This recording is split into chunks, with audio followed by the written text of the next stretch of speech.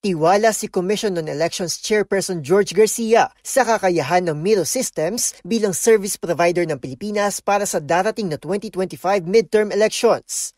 Sa panayam sa DZRH, ikinatuwa ng Comelec official ang kahandaan ng kumpanya mula sa detalyadong pagkukumpuni ng vote counting machines hanggang sa matagumpay na environment-based simulation test nito. Tayo po'y natuwa at satisfied po tayo sa nasaksihan natin sapagkat kitang-kita natin yung kahandaan ng kumpanya. Talagang siya pala ay manufacturer nga. Napatunayan natin at sa pagkumpuni hanggang sa pinakamaliliit na piraso ng mismo makina hanggang sa mabuo yung makina, hanggang sa itest siya yung makina dun sa environment o sa kondisyon na parang sa Pilipinas na medyo mainit, ay nasaksihan po natin lahat-lahat ng yan. Samantala, sa tulong ng customization, ay pinawi ni Garcia ang pangamba ng publiko sa sinasabing kamera na ikakabit dapat sa ibabaw ng mga machine na baka umano makuhanan ng picture ang mukha ng botante.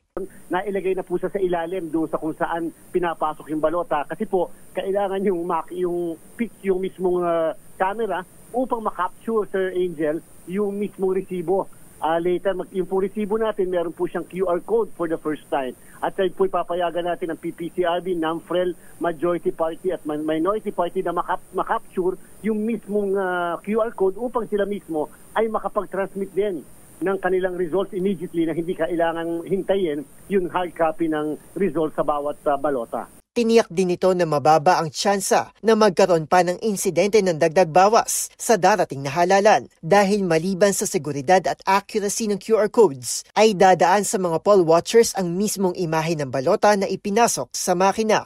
Nakatakda namang dumating by batch ang nasa 110,000 na bagong vote counting machines simula sa darating na Agosto hanggang bago matapos ang 2024. Matatandaan na ang Korean firm na Miro Systems ang pumalit sa Smartmatic bilang election service provider ng Pilipinas matapos ang halos isang dekada.